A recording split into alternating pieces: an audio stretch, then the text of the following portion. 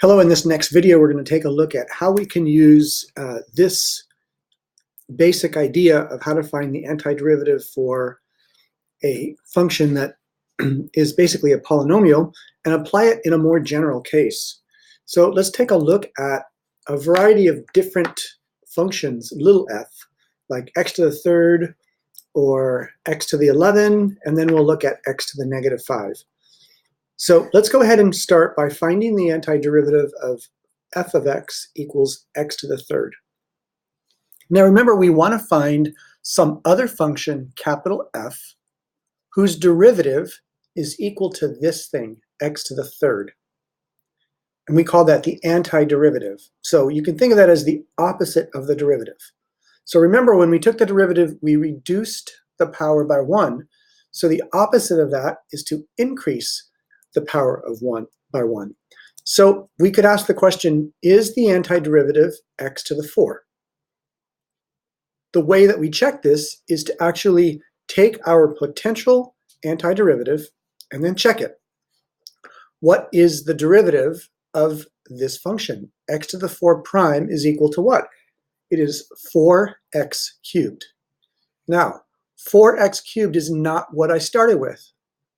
So 4x cubed is too big by a factor of 4. It is 4 times too big. We don't want 4x to the third. We just want x to the third. So if we adjusted this initial guess for the antiderivative and said instead, let it be x to the 4, but then divide by 4, and then add some constant, then it will work. Because if I take the derivative of this, I would get, think of this as 1/4 of x to the 4th.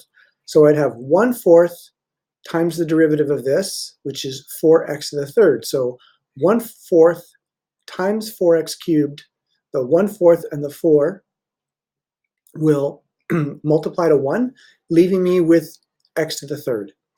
So basically what I have to do is I have to adjust this initial guess by dividing by that 4. Let's see if that works again for another function like x to the 11. If we were to check and guess initially that the derivative was x to the 12, we could do a check. What is the derivative of x to the 12? It is 12 times x to the 11.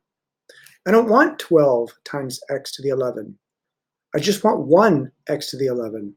So 12x to the 11 tells me that my initial guess is 12 times too big. I need to take 1/12 of what I originally started with.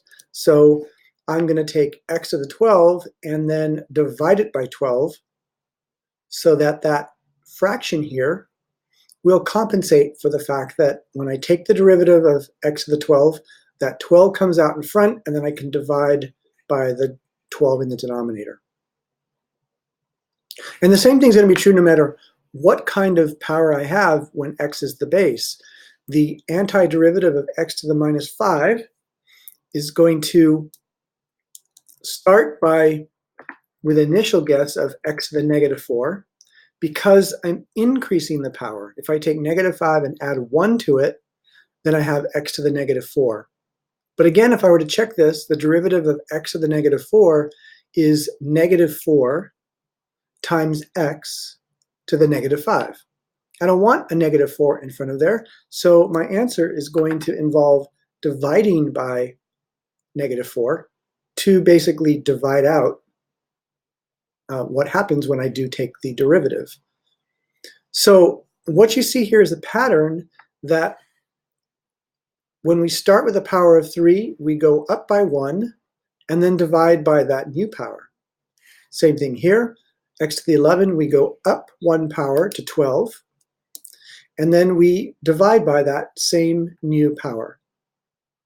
And in the last example, the same thing happens even though it's a negative number. I go up 1 to negative 4 and divide by that new power.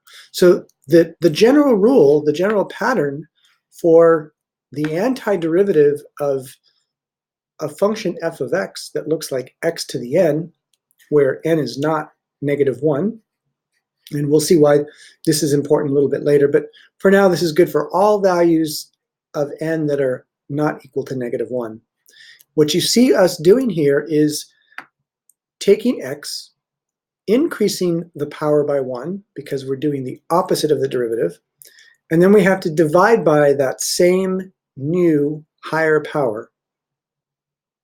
And then, of course, we add c, the generic constant, to get the antiderivative, capital F. So that's our rule for any function of the form f of x, little f of x, is equal to little x to the power of n. So let's take a look at a quick slide on notation. We said that the antiderivative was this thing here. In terms of integral notation, this is equivalent to saying that the integral of x to the n dx is equal to x raised to the power of n plus 1 divided by the quantity n plus 1, and then add some generic constant c.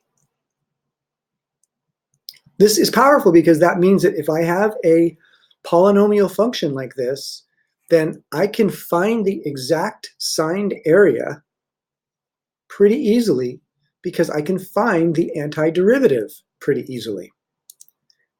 Let's take a look at a quick example so we can see how that works.